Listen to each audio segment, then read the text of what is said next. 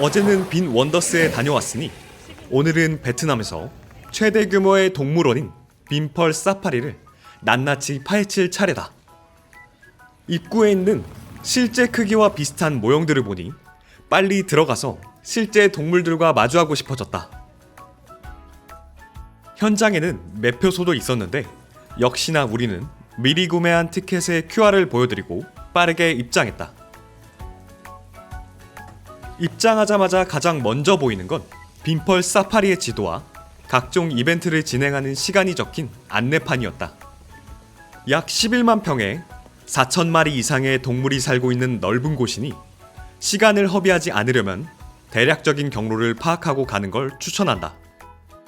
안내판을 지나 내부로 들어서면 입장객을 제일 먼저 반기는 동물은 톡톡 튀는 이미지의 플라밍고다. 한참을 감상하던 중 고개를 숙이고 있던 플라밍고가 일제히 고개를 드는 진기한 풍경도 목격했다. 그 다음으로는 트램을 타고 빈펄 사파리 내부를 둘러보기로 했다. 따로 매표소가 있는 건 아니라 입구 인근이라면 이곳에서 구매하면 된다. 티켓은 성인 기준 인당 10만 동, 약 5,000원으로 구매 후 받은 손목띠가 있으면 이동하는 내내 몇 번이나 제한 없이 탈 수 있다. 트램을 운전하는 기사님은 가이드 역할까지 톡톡히 해주신다. 지나가며 보이는 동물들에 대해 짧은 설명까지 덧붙이시는데 말 그대로 지나치는 동안 말씀하시는 거라 상세한 설명까지는 기대하지 않는 게 좋다. 우리는 트램 안에서 인디언 사슴, 백조와 흑조, 치타를 봤는데 트램 특성상 동물을 가까이 오래 보는 건 불가능하지만 가볍게 보고 지나가며 빠르게 이동할 수 있었다.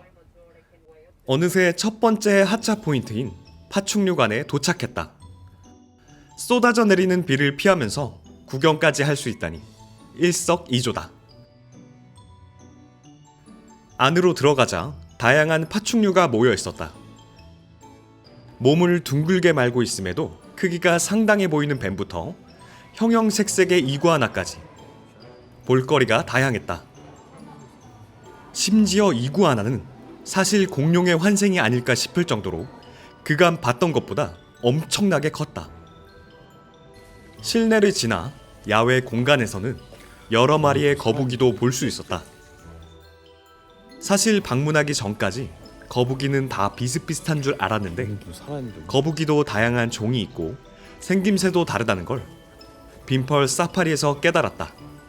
거의 사람 몸집만한 거북이까지 보고 지나가면 파충류관의 하이라이트, 악어떼가 나온다.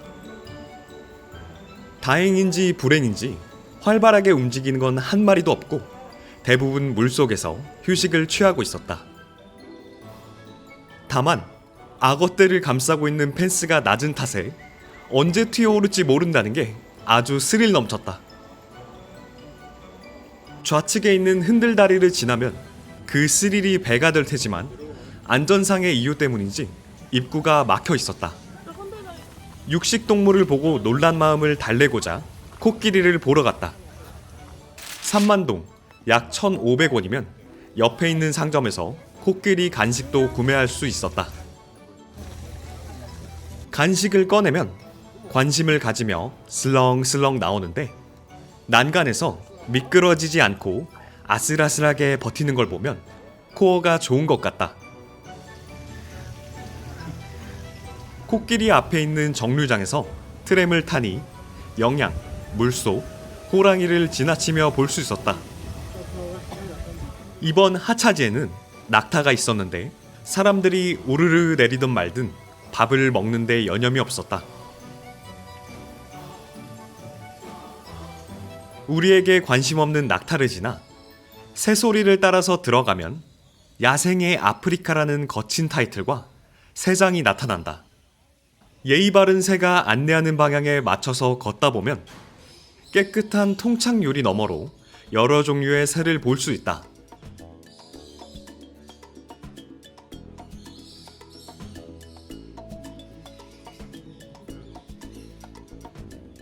이 세 장이 전부인 줄 알았는데 내부에 문이 하나 더 있었다. 호기심에 문발을 걷고 들어가자 상상도 못할 법한 커다란 새장이 펼쳐졌다. 애초에 새장이라는 생각이 들지 않을 정도로 공간도 넓은 데다 펜스도 높은 곳에 있어서 특유의 냄새도 나지 않았다. 그래서인지 새들도 다른 동물원보다 훨씬 더 자유롭게 날아다녔다. 어찌나 자유로운지 걷다 보면 인도를 침범하여 느릿하게 걷는 새도 있을 정도다. 새라고는 여태껏 참새랑 비둘기 정도만 질리도록 봤는데 다양한 종류의 새들을 이렇게 가까이서 보니 감회가 색달랐다. 새장에서 나오면 커다란 고양이라는 애칭으로도 불리는 호랑이가 나타난다.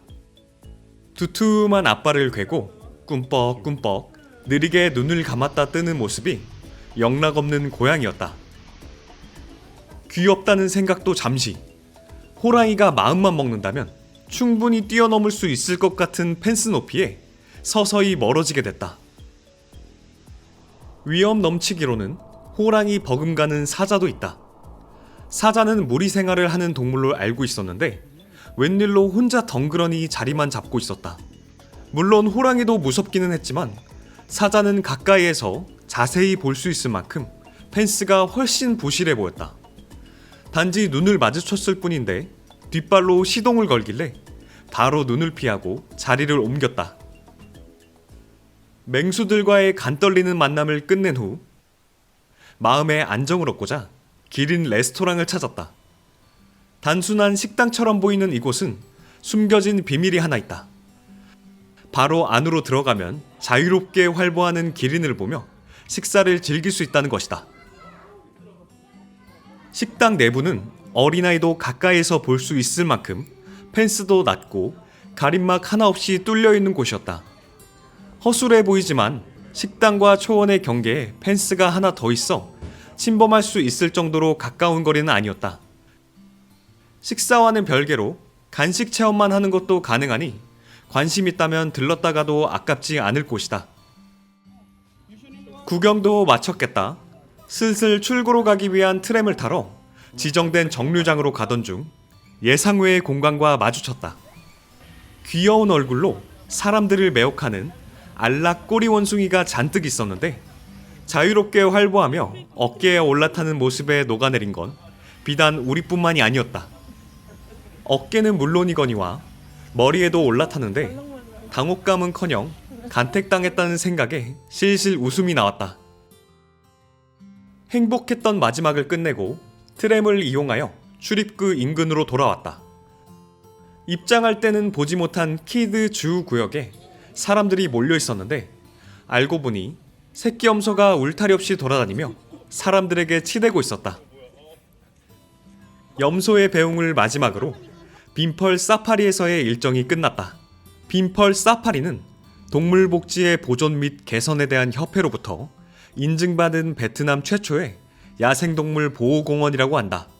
실제로 이곳 저곳을 다니는 내내 동물을 신경 쓰고 있다는 게 여실히 느껴질 정도였으니 비교적 마음 편하게 즐길 수 있을 것 같다. 우리는 사파리에서 버스 투어도 탑승하지 않은 데다 비로 인해 애니멀쇼도 진행하지 않았기에 약 2시간의 구경을 마친 후 예약했던 투어를 즐기기 위해 밖으로 나왔다. 우리가 택한 투어는 프라이빗 나이트 크루즈 투어로 타인과 함께하지 않고 일행끼리만 편하게 즐길 수 있었다. 투어는 진주 농장이라는 이름으로 널리 알려진 응호 키앤펄 팜에서부터 시작했다. 모든 설명은 직원분의 유창한 영어로 진행되었기에 내용을 이해하는 데 큰 어려움은 없었다.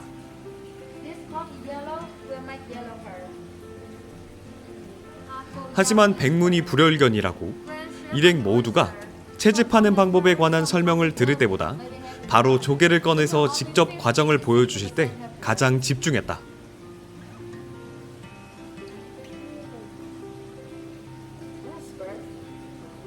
양식 방법에 따라 진주의 명칭이 다르다는 것과 진주끼리 비볐을 때 가루가 생기면 진품이라는 팁도 전수해 주시기에 흥미롭게 들을 수 있었다. 진주에 대한 설명이 끝나면 다른 구역으로 이동한다. 여러 겹 쌓인 그릇들 모두 난파선에서 찾은 유물이라는데 그래서인지 부서지거나 깨진 그릇이 많았다. 대신 비교적 손상이 덜한 건 따로 전시돼 있어서 그릇의 문양이나 생김새를 세세하게 볼 수 있다. 그릇뿐만 아니라 산호 화석이 산처럼 쌓여 있고 상아까지 전시된 걸 보면 이곳이 정령 박물관이 아닌 진주농장이 맞는 것인지 의문까지 들 정도다. 게다가 대형 조개 껍데기 화석이 무더기로 있는 모습에 박물관일 것이라는 의심에 확신이 생겼다. 유물을 지나 화살표를 따라간 곳에는 세밀하고 정교한 여러 조각품이 있다. 단단한 재료임에도 디테일을 꽤나 잘 살린 김치 조각품도 있었는데 이걸 어떻게 수작업으로 만드시는 건지 그저 감탄만 연발하게 된다. 에스컬레이터를 타고 한층 위로 올라가면 본격적인 판매점이 나온다. 전문 판매점은 다르긴 한 건지 야시장 자판에서 보던 것과 달리 가격대가 천차만별이었다. 방문객 모두가 잠재적 고객이기에 설명차 직원분들이 동행하지만 따로 강매는 하지 않아서 부담 없이 아이 쇼핑을 즐기다 나왔다. 투어의 장점은 이동할 때마다 그랩을 잡지 않아도 된다는 점이다. 정해진 코스로 운전해 주시는 게 이렇게 편할 줄 몰랐다. 우리의 다음 코스는 백사장이 아름답기로 유명한 사오비치다. 사오비치에는 기념사진을 위한 조형물도 있는 데다가 수상 레저까지 즐길 수 있는 종합 선물 세트 같은 곳이었다. 우기라 날씨가 우중충해서인지 명성만큼 아름답지는 않았지만 만약 우기를 피해서 방문한다면 맑게 갠 하늘과 햇빛에 반짝이는 모래알을 볼 수 있을 것 같으니 참고 정도만 하면 좋을 것 같다. 하지만 단점이 있으면 장점도 있는 법. 우기에는 사람들이 많이 찾지 않아서인지 물이 정말 깨끗했다. 또 수심이 얕은 편이라 꽤나 깊게 들어가도 성인 남성 기준으로 파도가 허리에 찰랑일 정도였다. 아이와 함께 방문한다거나 간단한 물놀이가 목적이라면 이만한 곳이 없을 것 같다. 우리는 이곳에서 물놀이를 즐기다 배를 탈 심산으로 방문했다. 실컷 물놀이를 즐긴 후 반자동으로 운행되는 배를 타고 가다 보니 저 멀리서 우리와 함께할 배가 보였다. 당연하게도 배에서 배로 갈아타야 하는데 위태로워 보이지만 나름대로 안정감 있게 건널 수가 있었다. 탑승하자마자 배에서 바라본 바다는 지면에서 보던 곳과 확연히 달랐다. 막히는 것 없이 트여있는 데다가 파도를 가르며 떠나니 눈이 시원해질 정도였다. 한창 뷰를 즐기다 올라가 본 2층에는 바닷바람을 맞으며 쉴 수 있는 선베드 여러 개가 있었다. 선베드 위에는 강한 햇빛을 막을 수 있는 그늘막까지 있어 휴식을 취하며 바다를 보기에는 최적이었다. 전경을 눈에 담다 보니 어느새 시워크 스팟에 도착했다. 배를 타고 20분 정도 소요되는 거리였는데 이번에도 역시나 배에서 배로 건너가야 한다. 배에 준비된 아쿠아 슈즈로 갈아 신은 뒤 가이드분께 설명을 들으면 시워크 준비는 끝이다. 가장 중요한 헬멧은 부력의 힘을 빌려야 해서 거의 어깨 높이까지 바다에 들어가야만 위에서 씌워주신다. 사다리를 잡으며 천천히 아래로 내려가면 다이버의 지시에 따라 이퀄라이징을 한 후 OK 사인과 함께 본격적인 걸음을 떼었다.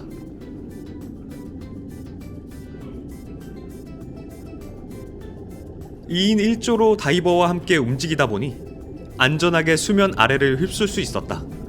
시워크 스팟이라 당연히 들어가기만 해도 물고기가 보인다. 하지만 같이 있는 다이버께서는 만족을 못하시는 건지 틈틈이 빵 조각을 뿌리시는 덕에 내내 코앞에서 물고기를 보게 된다. 바다에는 물고기만 있는 게 아니기에 시워커를 체험하며 다양한 모습을 볼 수 있었다. 말미잘 위에서 유영하는 물고기가 있었는데 다이버님을 따라 손으로 흩으며 만져보니 생전 처음 느끼는 촉감이 짜릿했다. 수면 아래에 펼쳐진 세상을 엿볼 기회는 적다 보니 내딛는 걸음 하나하나와 눈에 담기는 모든 순간이 더 아름다웠던 것 같다. 바닷속 구경을 마칠 때쯤이면 숙련된 다이버분들께 바다에서만 할 수 있는 기술을 배우는 것도 하나의 재미였다. 슬슬 바다와 친해지기도 했고 다이버분들과 정이 들어갈 때쯤 다시 수면 위로 올라가야 한다. 약 15분 정도 진행하는데 인당 95만 동, 약 5만 원이면 저렴하다고는 할 수 없지만 훤히 보이는 맑은 물에서 특별한 경험을 한 대가로는 적당한 것 같다. 시워커를 즐긴 후 다시 우리 배로 건너오니 맛있는 냄새가 퍼져 있었다. 반찬은 호불호가 크게 갈리지 않을 법한 음식 위주인데다가 낯선 향신료 맛도 나지 않았기에 그저 누구보다 젓가락을 빨리 움직였다. 맛도 맛이지만 물놀이 후 먹는 밥이라는 상황이 적용되어서인지 금세 싹싹 비웠다. 식사를 마치면 낚시를 할 수 있는 포인트까지 이동한다. 줄 낚싯대와 오징어를 조각낸 미끼를 제공해 주시고 낚시 방법까지 몸소 보여주시기에 처음 하는 것이라도 금세 손에 익힐 수 있었다. 강태공이 되겠다는 호기로운 마음으로 첫 줄을 풀었건만 결연한 의지는 입질 하나 없이 고요한 줄 때문에 꺾여버렸다. 대여해 주시는 줄 낚싯대는 물고기가 잡히는 타이밍을 캐치하기까지에 꽤 공을 들여야 하는데 비가 왔던 탓에 거세진 파도로 인해 그 미세한 차이를 간파하기 힘들었다. 실제로 배에는 우리와 가이드님, 선장님을 포함하여 총 7명이 있었지만 한 번 더 포인트를 바꿨음에도 그 누구도 성공하지 못했다. 해가 진 후에는 오징어 낚시로 종목을 바꿨다. 미끼로 오징어를 사용했던 낚싯대 대신 찜한 작은 오징어 모양으로 바뀐 낚싯대였다. 시작한 지 얼마 되지 않아 가이드님의 낚싯대에 입질이 왔는데 눈치 빠른 오징어가 도망가 버린 탓에 결국 한 마리도 볼 수 없었다. 원래 저녁으로는 갓 잡은 오징어를 요리해서 먹어야 했지만 연이은 실패로 어쩔 수 없이 조촐한 저녁 식사와 마주해야 했다.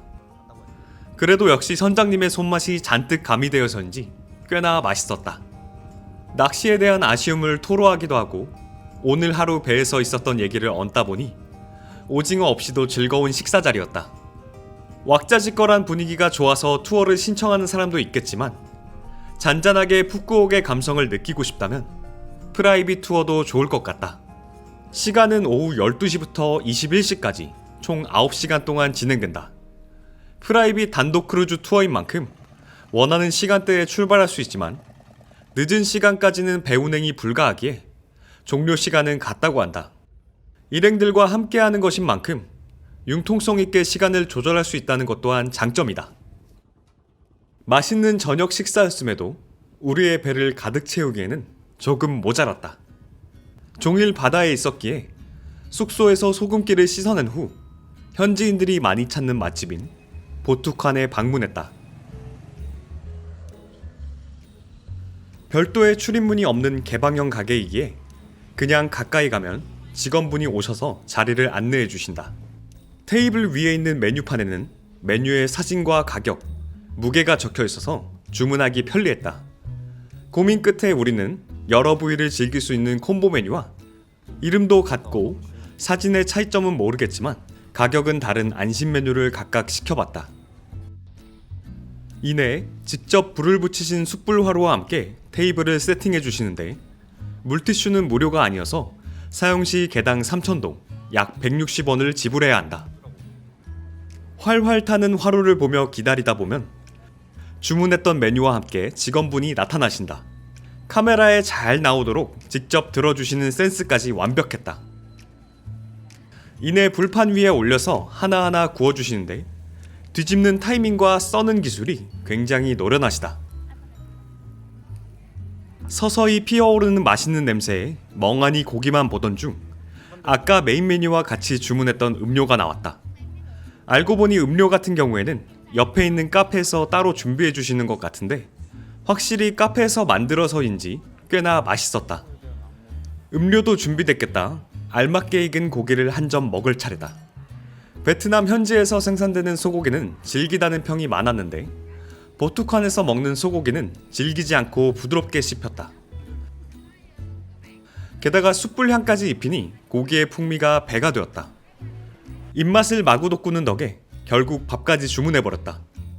처음에는 인당 하나씩 시키려다가 직원분의 만류로 2명당 1개씩 주문했는데 역시 직원분의 말씀이 옳았다.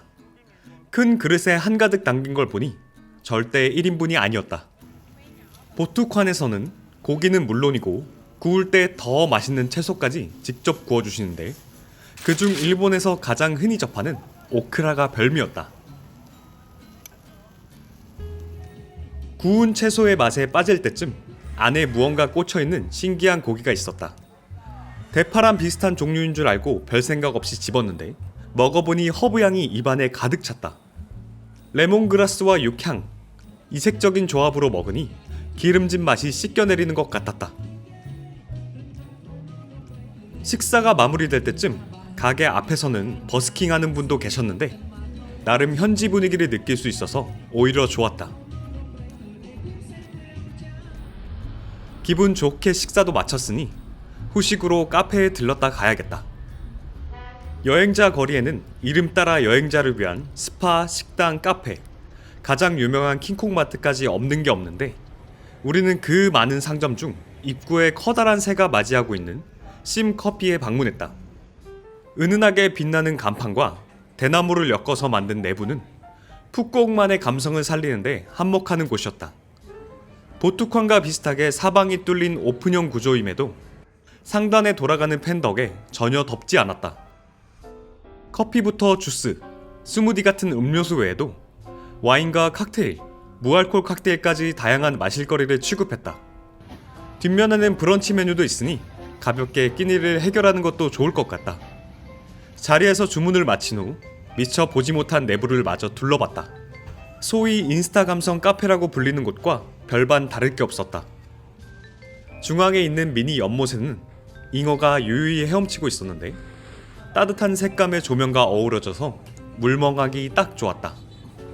직원분께서 제공하신 웰컴티를 마시며 기다리다 보니 상당한 비주얼을 자랑하는 음료가 나왔다. 주스의 색과 깔맞춤한 파인애플 가니쉬와 코코아 파우더를 뿌린 코코넛 크림 커피는 심플한 플레이팅을 더했을 뿐인데 훨씬 고급스러워 보였다. 감성에만 치우치지 않고 음료의 맛까지 확보했다.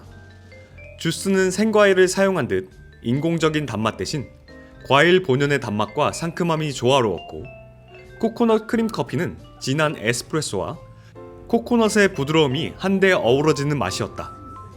음료도 맛있는 데다 셔터를 누르는 족족 포토존이 되는 곳이니 여행자 거리에서 들릴만한 카페를 찾는다면 방문하는 걸 추천한다. 오늘은 아침부터 밤까지 쉴 새 없이 다녔음에도 아쉬움이 남는 하루였다.